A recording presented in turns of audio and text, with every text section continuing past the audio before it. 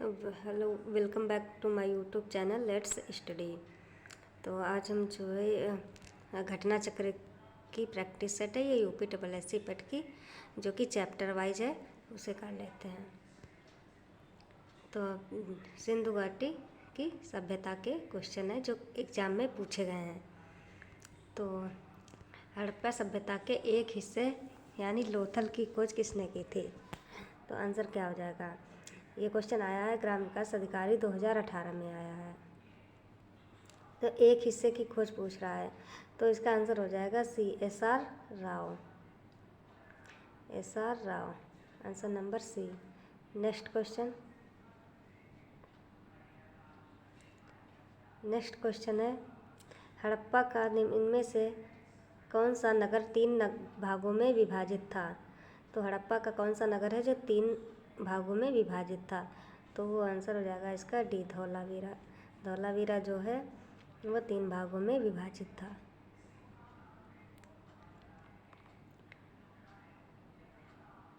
Next question है सिंधु घाटी सभ्यता के बारे में इसमें से कौन सा कथन सत्य है? तो नंबर ए है, सिंधु लोग जो है कपास का उत्पादन करने वाले पहले व्यक्ति थे। बी है, उन्होंने लकड़ी के बक्से में अनाज भंडारित किया।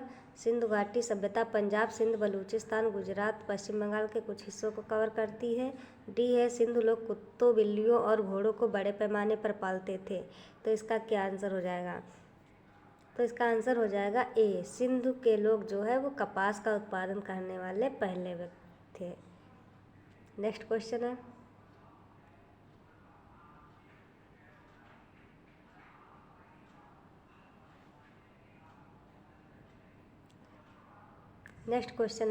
मोहनजोदड़ो का शब्द का अर्थ क्या है? तो मोहनजोदड़ो का शब्द का अर्थ जो है वह है माउंट ऑफ द डेड, मृतकों का टीला है। कभी कभी ये इंग्लिश में लिखा है, कभी कभी जो है हिंदी में लिख के आता है मृतकों का टीला। नेक्स्ट क्वेश्चन है सिंधु सभ्यता में घोड़े की अस्थियों के अवशेष कहाँ मिले? तो सिंधु सभ्यता में जो है घोड़ों के अवशेष जो है वो सुरकोटदा में मिले। सुरकोटदा के में जो है घोड़ों के अवशेष मिले। नेक्स्ट क्वेश्चन है वैदिक संस्कृत से इनमें से कौन सा उपवेद नहीं है? तो कौन सा इसमें से जो है वो उपवेद नहीं है? आंसर कौन सा हो जाएगा? आंसर हो जाएगा इसका योग वेद, answer number D. Next question है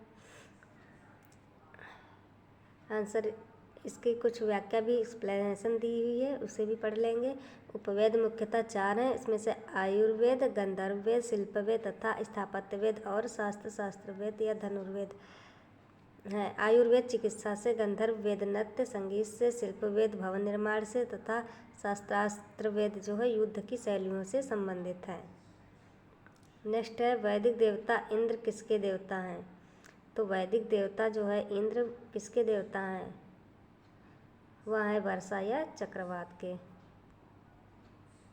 नेक्स्ट क्वेश्चन पंचगव्य में निम्नलिखित में से क्या सम्मिलित नहीं किया जाता? तो पंचगव्य में निम्नलिखित में से क्या सम्मिलित नहीं किया जाता? आंसर है इसका तुलसी। नेक्स्ट क्वेश्चन है महाजनी प्रथा का सर्वप्रथम उल्लेख निम्नलिखित में से किस प्राचीन ग्रंथ में हुआ था? तो महाजनी प्रथा जो है उसमें जो है सबसे पहले इसका जो है वर्णन किस ग्रंथ में किया गया था? तो इसका वर्णन जो है वो शतपथ ग्रंथ ब्राह्मण में किया गया था।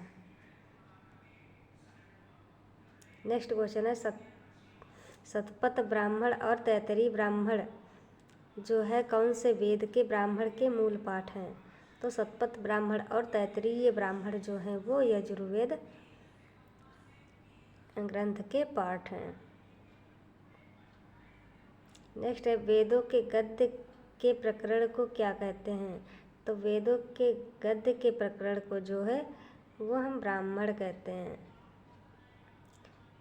नेक्स्ट क्वेश्चन प्राचीन वेद कौन सा है? तो प्राचीन वेद सबसे जो है वो ऋग्वेद है। आंसर नंबर बी सही हो जाएगा।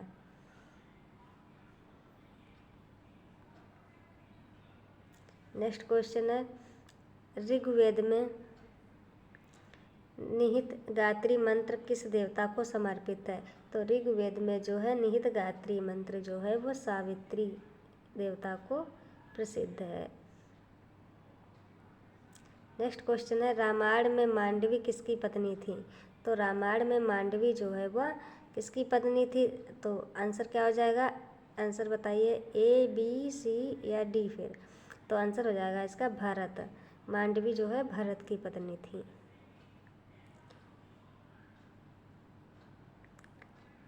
महाभारत में वर्णित कुरुक्षेत्र की लड़ाई कितने दिन तक लड़ी गई थी? आंसर क्या हो जाएगा? 16 दिन, 18 दिन, 20 दिन या फिर 24 दिन? तो आंसर तो सभी को पता होगा, ये 18 दिन। नेक्स्ट है टॉपिक बौद्ध धर्म या गौतम बुद्ध का जीवन और शिक्षा से संबंधित कुछ प्रश्न है। तो प्रश्न क्या है, निम्नलिखित में से कौन सा बौद्ध पवित्र स्थल निरंजना नदी पर स्थित था? तो निरंजना नदी पर जो है कौन सा पवित्र स्थल स्थित था? वो है बोध गया। बोध गया जो है निरंजना नदी पर स्थित था। नेक्स्ट क्वेश्चन, बोध गया एक महत्वपूर्ण बौद्ध तीर्थ केंद्र क्यों है? आंसर बताइए। आंसर हो जाएगा इसका, गौतम बुद्ध ने यहाँ ज्ञान प्राप्त किया था। नेक्स्ट क्वेश्चन, ज्ञान प्राप्त करने के बाद गौतम बुद्ध को किस रूप में जाने लगा? तो ज्ञान प्राप्त के बाद गौतम बुद्ध को जो है वो बुद्ध रूप में जाने लगा। नेक्स्ट क्वेश्चन, किस स्मारक से गौतम बुद्ध ने दुनिया के लिए बौद्ध धर्म के अपने दिव्य ज्ञान का प्रचार किया? तो इसमें से कोई भी आंसर सही नहीं है।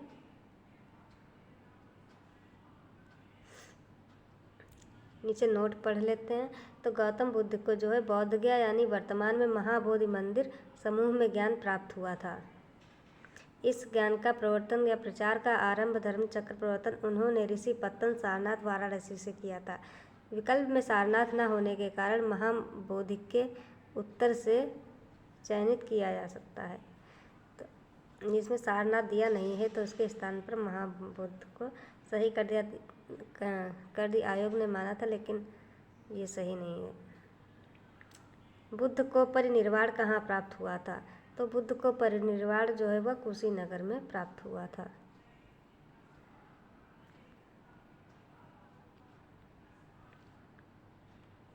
नेक्स्ट क्वेश्चन है, उस स्थान का नाम बताएं जहाँ बौद्धों की मान्यता के अनुसार गौतम बुद्ध ने अपनी मृत्यु के बाद परिनिर्वाण प्राप्त किया है। तो वह परिनिर्वाण कहाँ प्राप्त किया है? वो भी कुशीनगर में। Answer number B. Next question है, बौद्धों के लिए उत्तर प्रदेश में स्थित सारनाथ क्यों महत्वपूर्ण है? क्योंकि सारनाथ में जो है भगवान बुद्ध ने ज्ञान प्राप्त किया था। तो आंसर नंबर डी सही हो जाएगा, क्योंकि ज्ञान प्राप्त करने के बाद भगवान बुद्ध ने सारनाथ में अपना पहला उपदेश दिया था। बुद्ध ने अपना पहला उपदेश कहाँ दिया था? तो बुद्ध ने भी अपना पहला उपदेश जो है वो सारनाथ में दिया था। Answer number B is right. Next question है, बुद्ध ने अपना पहला धर्मोपदेश देते हुए अपने मत की आधारशिला रखी थी। वह कहाँ रखी थी? वो सारनाथ में ही रखी थी। गौतम बुद्ध ने धम्मचक्र प्रवर्तन सूत्र का उपदेश दिया था, तो कहाँ दिया था? ये दिया था डी सारनाथ में। नेक्स्ट क्वेश्चन है, पाली में बौद्ध ग्रंथों को आमतौर पर त्रिपिटक यानी थ्री फोल्ड बास्केट कहा जाता है। इनमें से कौन सा त्रिपिटकों में से नहीं है? तो आंसर सही हो जाएगा सी उपसका पिटक। अभिधम्म, सुत्त, विनय ये तीनों पिटक हैं, ये उपसाका पिटक नहीं है। नेक्स्ट क्वेश्चन, नागार्जुन कौन थे? तो नागार्जुन जो है वो एक बौद्ध दार्शनिक थे। Answer number B. Next question है, भारत में स्थित किस शहर को विश्व का सबसे पुराना शहर माना जाता है? तो भारत में स्थित जो है विश्व का सबसे पुराना शहर वाराणसी को माना जाता है। राजा बिम्बसार के दरबार में उस प्रसिद्ध चिकित्सक का क्या नाम है जो भगवान बुद्ध के निजी चिकित्सक थे? तो वो थे जीवक। आंसर नंबर सी सही हो जाएगा।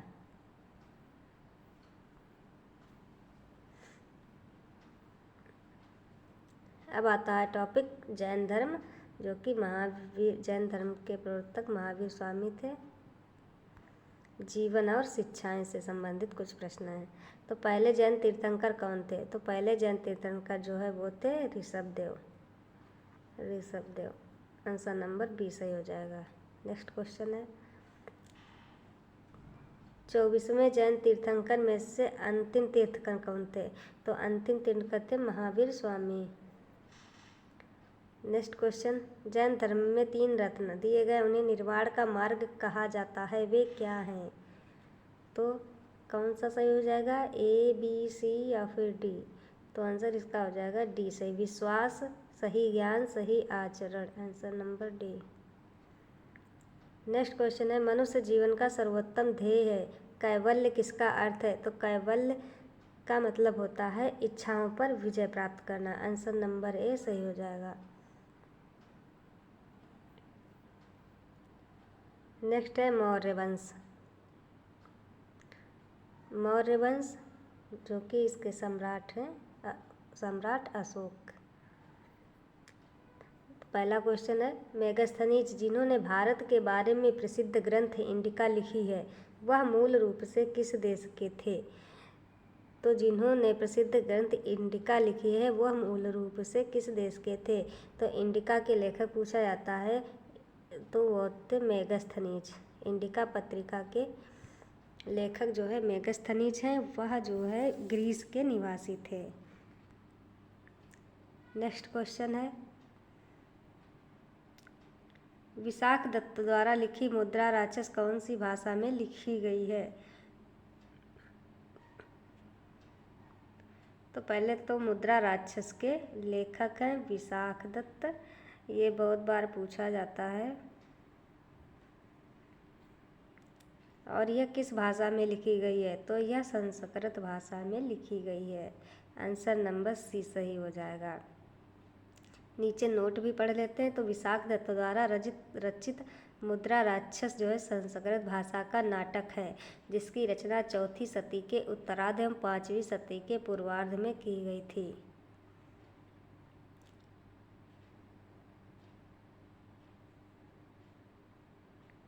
नेक्स्ट क्वेश्चन है सम्राट अशोक का कौन सा शिलालेख कलिंग पर उनकी विजय का उल्लेख करता है? तो जो है यह आंसर हो जाएगा इसका डी।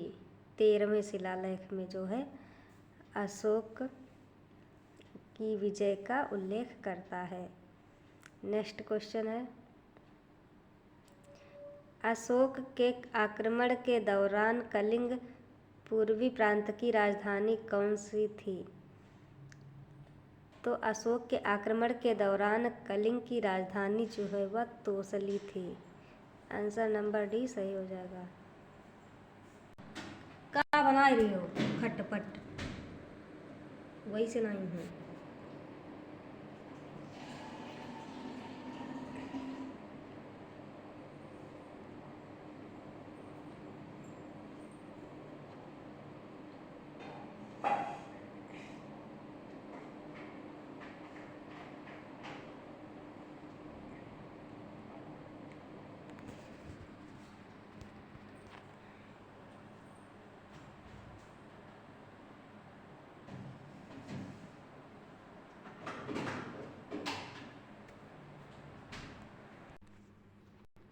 तो अशोक का सिंह चतुर्मुख स्तंभ शीर्ष एक स्तंभ पर था। तो कौन से स्तंभ पर था? वह है सारनाथ। आंसर नंबर डी सही हो जाएगा। नेक्स्ट क्वेश्चन है मौर्य अर्थव्यवस्था मुख्य रूप से किस पर निर्भर थी? तो मौर्य अर्थव्यवस्था मुख्य रूप से जो है वह कृषि अर्थव्यवस्था पर निर्भर थी। नेक्स्ट क्वेश्चन है देव नामप्रिय नाम किसे दिया गया था? तो यह अशोक को दिया गया था। अशोक को देव नामप्रिय भी कहा जाता है। नेक्स्ट क्वेश्चन है टॉपिक है गुप्त वंश, समुद्रगुप्त, चंद्रगुप्त द्वितीय के बारे में क्वेश्चन दिए गए हैं, इन्हें भी कर लेते हैं। तो पहला जो है क्वेश्चन दिया गया है, खगोलविद वराह मिहिर और कवि कालिदास किसके दरबार का हिस्सा थे? तो वह थे विक्रमादित्य के। Answer number A. Abhijnana Shakuntalam किताब के लेखक कौन है? तो अभिज्ञान शकुंतलम जो है के लेखक कालिदास हैं, जो कि संस्कृत भाषा के महान कवि और नाटककार थे। तो कालिदास की और रचनाएं दी गई हैं, वो हैं विक्रमोर्वशीयम, मालविकाग्निमित्रम, रघुवंशम, कुमार संभवम, मेघदूतम और ऋतुसंहार आदि इनकी रचनाएं हैं। नेक्स्ट क्वेश्चन है, गुप्त काल की प्रसिद्ध महिला शासक कौन थीं? तो गुप्त काल की प्रसिद्ध महिला शासक थीं प्रभावती गुप्त। नेक्स्ट क्वेश्चन है, चंद्रगुप्त मौर्य के इस प्रसिद्ध राजनीतिक सलाहकार को निम्नलिखित सभी नामों से जाना जाता था इसके अलावा? तो जो है वो आंसर हो जाएगा डी, समुद्रगुप्त के अलावा जो है राजनीतिक सलाहकार को चाणक्य, कौटिल्य, विष्णुगुप्त के रूप से जाना जाता था। नेक्स्ट क्वेश्चन, आज के लिए इतना ही। वीडियो अच्छी लगी हो तो प्लीज़ लाइक और शेयर करें। Thank you.